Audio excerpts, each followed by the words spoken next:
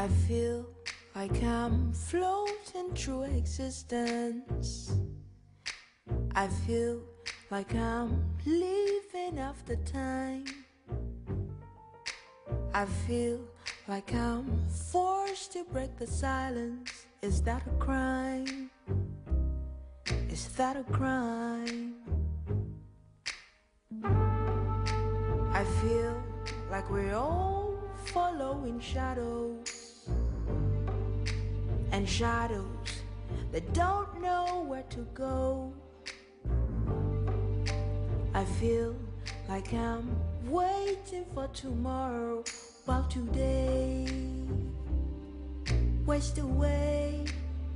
It's not that I don't know, it's not that I can't see, it's not like I haven't noticed, it's driving me insane. The auditorium out there and have a cup of coffee at the same time.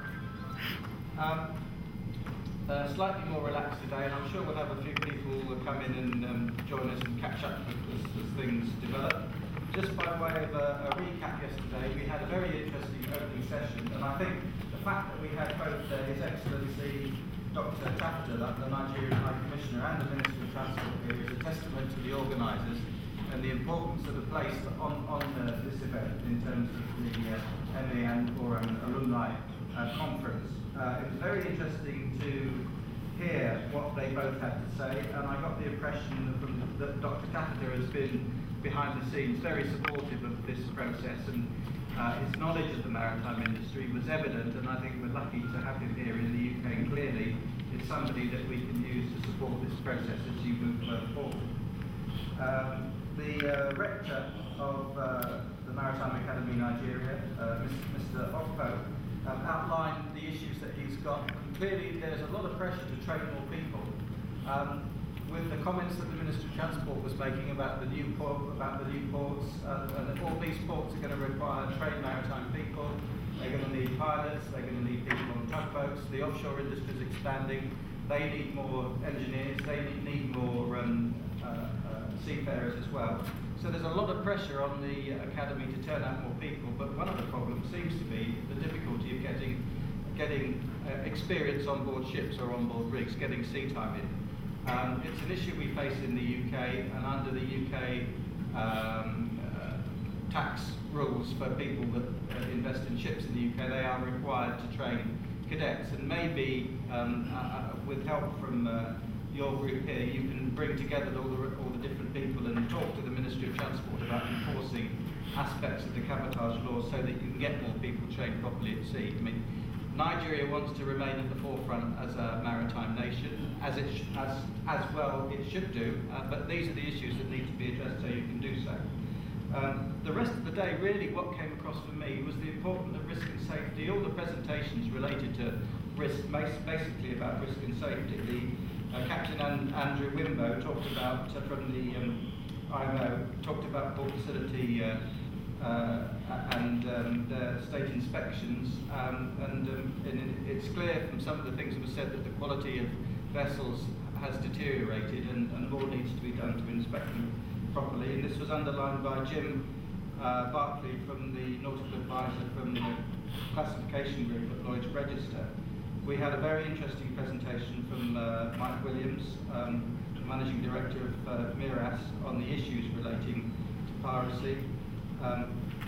The organisation I'm with, RTI, we're involved in risk and safety work, and we're auditing the private maritime security companies that already in existence. And the model in West Africa is different, and it requires a different approach. And I'm glad this accord was signed in Yaoundé in June, and I hope that the African states get support of European states so there can be proper investments in the security that's needed. And if we at RTI or any of the other security experts here can help, we'd be very pleased to do so. And again, moving on to the discussion about oil spills, it's about risk and safety there.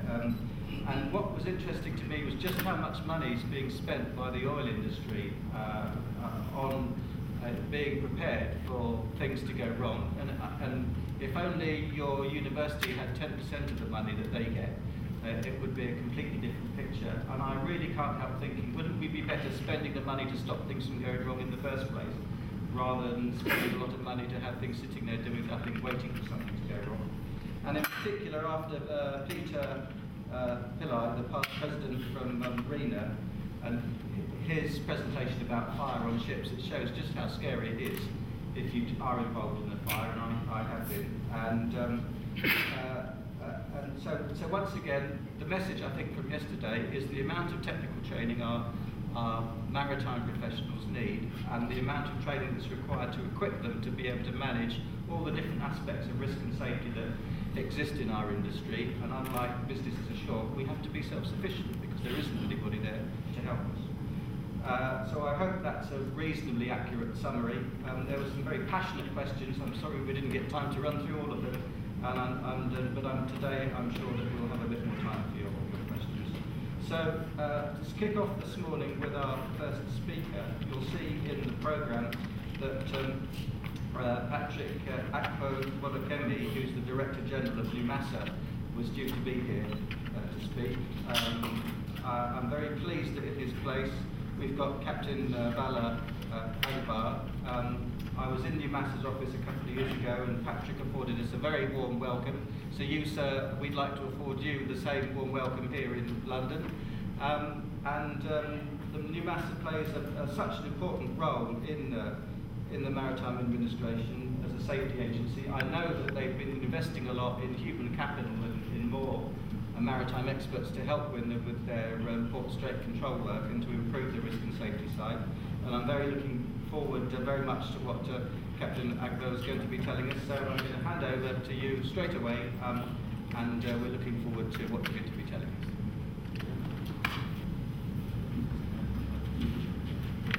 Out there, have a cup of coffee at the same time. By giving two apologies. One, on behalf of Director General, they were supposed to be here, but unfortunately stopped in Malawi. To go to Malawi from Nigeria, it was about to go to France, or maybe London before we get back to Malawi. So he went on the head of this meeting for the Gulf of Guinea security issues. He returned to, it was 2 days ago, I was not able to come. That's one. Two, as a threat, I was supposed to be here yesterday, but I had my flight over British Airways cancelled. So I had to go aboard the Virgin yesterday morning to be here last night. And unfortunately, I'm also returning to Lagos tonight, because I'm expected to be in Abuja tomorrow for a meeting with the Senate Committee on Marine. Well, having offered the two apologies, I am Captain Agba, Executive Director of Maritime Safety and Shipping Development. Well, man, Oron, I didn't go there, but I also went to Maritime College in Liverpool. I'm a product of Inaldo Moss University, used to be Liverpool Polytechnic. I got my master's in 1996. Short and customary. Okay, so I'll go to the presentation as prepared by the DG.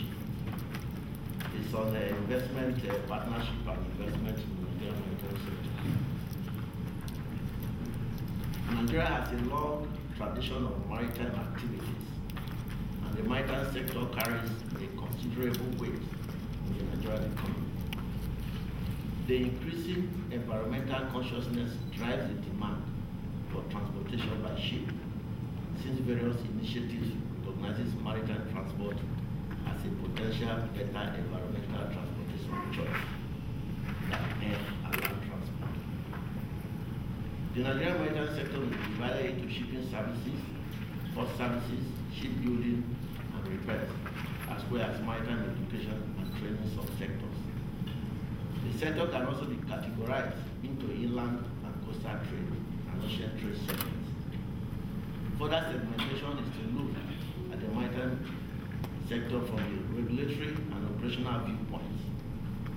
Whereas the Nigerian Maritime Administration and Safety Agency (NIMASA) regulates both the ocean and domestic shipping services, including the enforcement of flag and coastal controls, marine environmental matters, seafarer certification, infrastructure and manpower capacity building.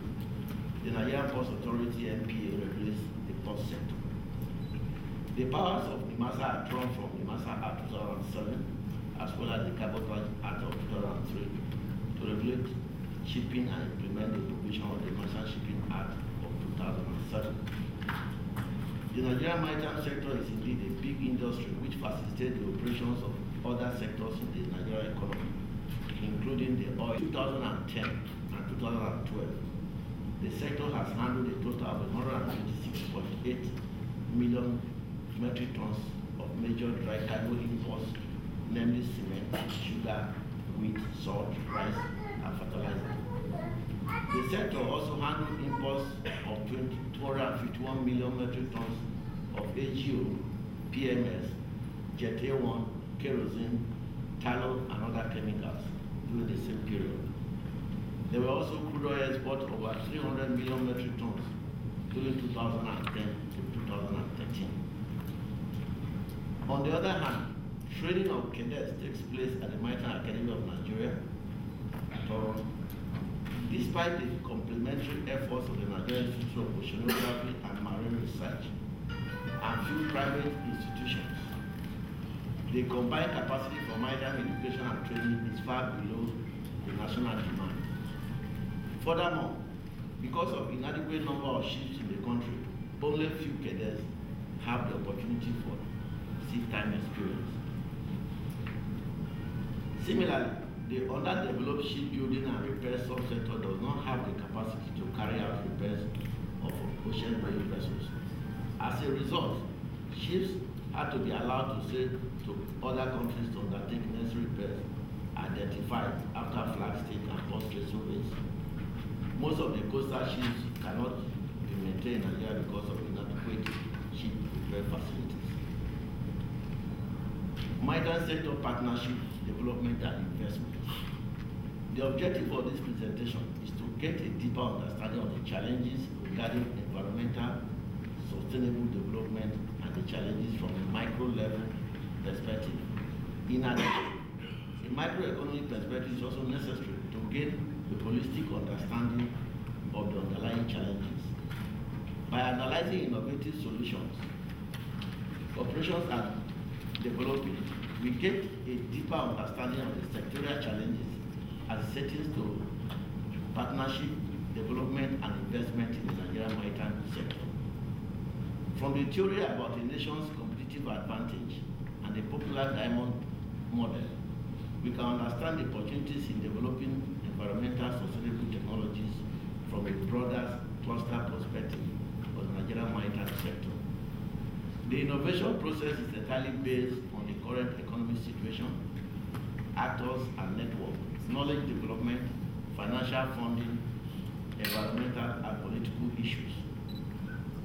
Factor conditions such as the educated labor, infrastructure, knowledge, and capital resources that support sustainable development are attributes that determine the sector's competitive advantage.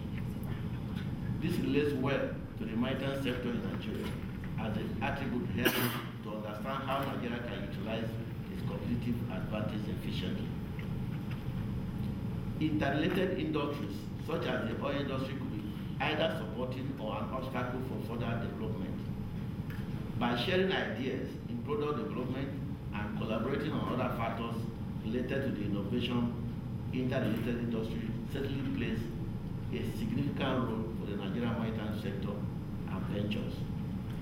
The Nigerian oil and gas sector is held to be a prime example of a successful sector with positive clustering effects. The oil and gas industry certainly affects the maritime industry. The positive benefits are knowledge spillover, where project managers can be hired from the oil sector to the maritime sector, or vice versa. Sectorial structure and the corporate strategies correlate to the difference in terms of business practices.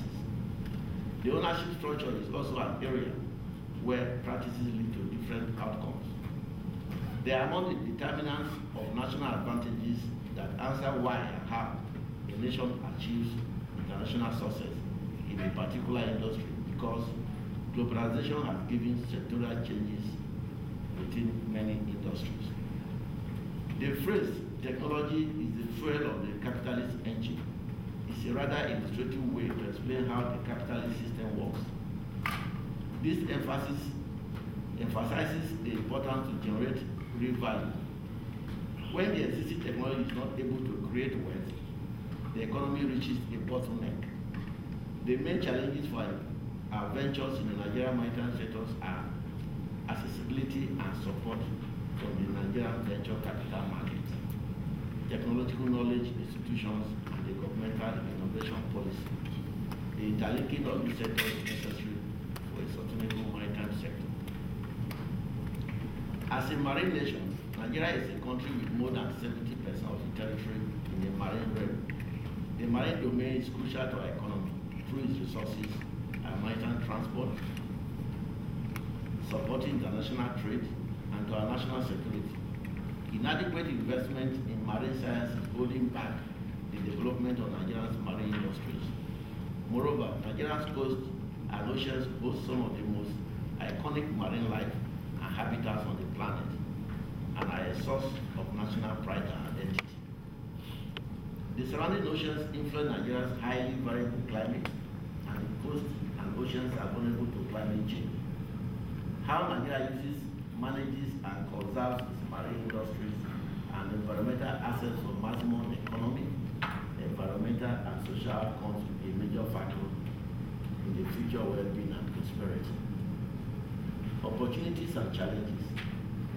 This framework identifies the following major opportunities and challenges facing Nigeria's marine and coastal domain. 1. Opportunities for increased economic and energy security from marine and subsea resources. Conservation of marine biodiversity and ecosystem services. Management and protection of the marine coastal environment. Climate change and national security and safety at sea. Marine research and innovation. This area identifies the research, development, and innovation required by government, industry, and the community to maximize the potential benefits from this nation's marine resources. The framework advocates a renewed national effort in marine science through nationally coordinated research involving all marine science providers and users. The national framework for marine science and innovation encompasses exploration, discovery, and sustainability, observations, understanding, and prediction, marine industry development and engagement, and knowledge transfer, education and training. This area emphasizes the need to address marine science skill shortages and imbalances, and to provide career pathways for early career researchers. Capability and infrastructure. This area also identifies those elements in marine science capability and infrastructure that require ongoing and enhanced support and investment to ensure that Nigeria maintains and builds on its world-class capability in marine science and innovation. These skills and infrastructure requirements are essential to ensuring that Nigerian marine science providers can deliver the knowledge, science, technology, and innovation to capture the opportunities, meet the challenges, and conserve the benefits and splendor of our marine domain for future generations. Improve governance. The area will help set out the requirement for oversight and coordination of an invigorated national research effort in marine research and innovation, including the need for an effective interface between marine science providers and policymakers/government at all levels. In particular, governance of the proposed national framework should include bring together all marine science providers, provide a cohesive strategy for investment, provide an appropriate policy interface, and provide for annual reporting and accountability. Summary of key issues. The national approach. Nigeria requires a renewed, strengthened, and cohesive national approach to marine research and innovation through more effective coordination and increased investment in Nigerian marine science, guided by an agreed national framework for marine research and innovation. Industry engagement. Supporting the growth and development of Nigerian marine industries requires strong and expanded engagement between industry and marine research and innovation providers based on the development of innovative technologies and solutions and improved partnerships. Skills.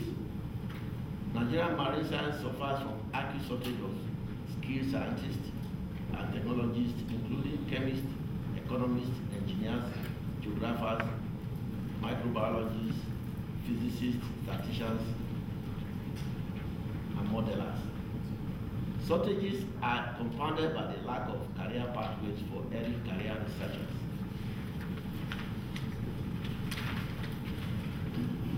Coordinations and linkages. Nigerian education and training in marine science, technology, and innovation needs to provide for new human capability through better coordination, linkages, and investment to meet current and future demand for qualified marine scientists and technologists and address the massive taxonomic knowledge gap in Nigeria. Infrastructure investment.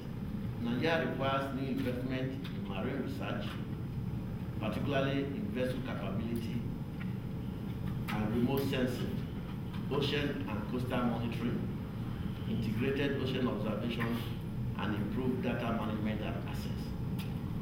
Oversight. A national steering committee for marine research and education should be enhanced with the responsibility for further developing and implementing a national framework for marine research and for providing a high-level interface with industry, managers, and policymakers. Policy interface. It is suggested that the Nigerian government, jointly with states and territories, consider mechanisms for providing a national, comprehensive, and inclusive policy interface for interaction with National Steering Committee for Marine Research and Innovation, and to provide high-level focus and direction for its coast and ocean domain. The development and delivery of marine research and innovation requires effective management and close interface between research providers and stakeholders. It also requires formulating shared visions of future requirements and effective and targeted information exchange, including the definition of their requirements by users of information technology and outputs. In addition, community engagement, the building of stakeholder relationships, frequent dialogue, open access, timely delivery of data information, and effective technology transfer of the marine research output are a paramount fourth element of the marine research and innovation response. There are three focal areas. Industry. The program aims at effective engagement and communication with Nigeria's marine industries, including knowledge and technology transfer. The program will cover all major sectors, including fisheries and aquaculture, seabed and subsea resources, tourism, ports, maritime transport, infrastructure, and safety. Government. A program aimed at effective engagement, priority, and direction, including knowledge transfer with policymakers at Commonwealth, state and territory, and local government levels. The program will cover marine resources, biodiversity, coastal zone management, climatic prediction, and the marine aspects of climate change, and the marine safety and security. A program aimed at informing and engaging the Nigerian community on the value of Nigeria's maritime domain and the marine opportunities and challenges facing Nigerian coast and oceans. The program will improve public interest in understanding of and support for marine research and innovation and the values of Nigerian maritime domain. The use of indigenous knowledge and the engagement of indigenous Nigerians in the management of Nigerian coastal and marine domain will be a special focus in order to enhance the Nigerian maritime sector in terms of partnership, development, and investment. I will not stop this paper by not emphasizing partnership as Massa CC today. I'm sure you're all aware that we have a PPP agreement with the Global West Limited.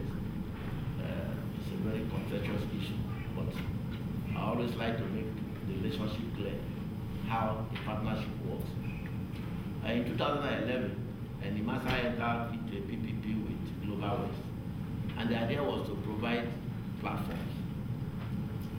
So platforms in the term that patrol vessels. The contract was for them to provide about 12 to 20 patrol vessels that are being used by the NIMASA staff in enforcing their mandate, which include cabotage enforcement, postal control inspections, flag, marine environment. And the terms are these. As you are aware that NIMASA does not have the power to carry arms. So we have an MOU with the Navy, and the Navy are on board the patrol vessels, not on patrol. The Navies are armed, while the NIMASA staff are only there to go through the documentation of various vessels and monitor whether they are OSP or environmental degradation offshore. And that is the term of the PPP. So it's working because right now we have the capacity to go offshore when and when we want to do that. We also have the capacity to patrol our waters within our limited resources. And we are not Nigerian Navy, neither are we a Coast Guard. Nigeria does not have the Coast Guard. Navy is responsible for the protection of the territorial waters of Nigeria. We are only supporting them, and they provide the personnel that we use on the patrol boats. The NIMASA staff do not have powers to carry arms. I'm sure we all aware of that. So it is a successful PPP, and apparently it's been recommended to Togo and Sierra Leone. We are engaging them on a way forward on how they can set up their own PPP based on the model of NIMASA. So you can see that the PPP works. Also, we are also encouraging PPP in the area of shipbuilding and repairs. We have an MOU with South African ship